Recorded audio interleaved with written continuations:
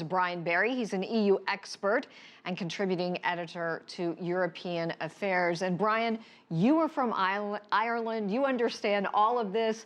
What a mess. What is next for the Labour Party?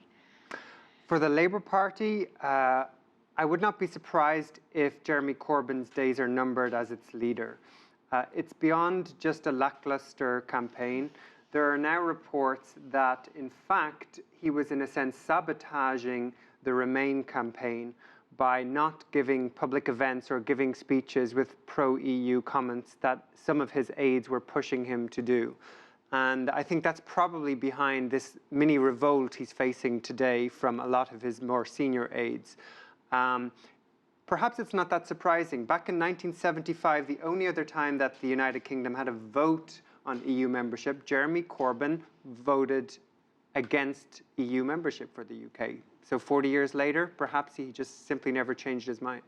What is next for the Leave campaign? This is unprecedented times for all of the UK. How do they navigate the days remaining? Well, let's just take stock that this is a great victory for the Leave campaign. An unexpected victory. The leader of the Leave campaign gave a concession statement, and which he later had to retract when he realized that he was winning. That's Nigel Farage. It's up to the Conservative Party government to negotiate the terms of Britain's exit from the EU. The EU has said very clearly it respects the decision of the British people, and that is the verdict. There is a timeline of 2 years to negotiate those terms, but it's an incredibly complex relationship built up over 40 years. And so I would not be at all surprised if they have to extend that 2-year deadline. Ms. Sturgeon is now saying that she'll ask the Scottish Parliament to veto the UK's exit from the EU, but she doesn't feel like this really will happen. No, I think Nicola Sturgeon's real goal here is an independent Scotland that is part of the European Union.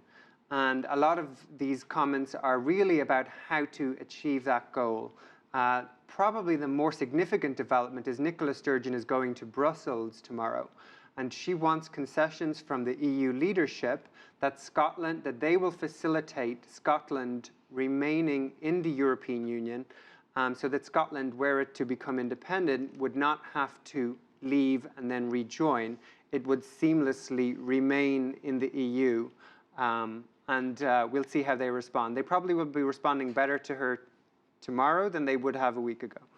Brian, there was so much lead up and so much talk going into this election, and now we're talking about people regretting their vote. How could that be? How could they not understand the implications here and think that this was actually just a protest vote?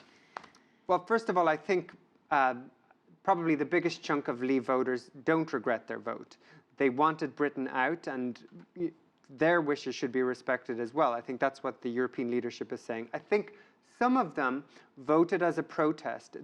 Let's remember, no country has ever left the EU before. So there is no precedent, and perhaps they thought that this protest would lead to some kind of renegotiated better deal where Britain has more sovereignty but is still inside. But what they failed to factor in was that in Brussels, they're just thinking about the other 27 EU member states and how to avoid the whole thing falling apart. And the only way they can avoid that happening is to end this uncertainty, and the only way to end this uncertainty is to move swiftly to a British exit from the European Union. All righty. Well, Brian Beary, we certainly appreciate your time and your insight. We will be talking to you, I'm sure, in the days and weeks ahead. Thank you. Susan. If you like what you just saw, follow us on social media and visit our website, cctv-america.com.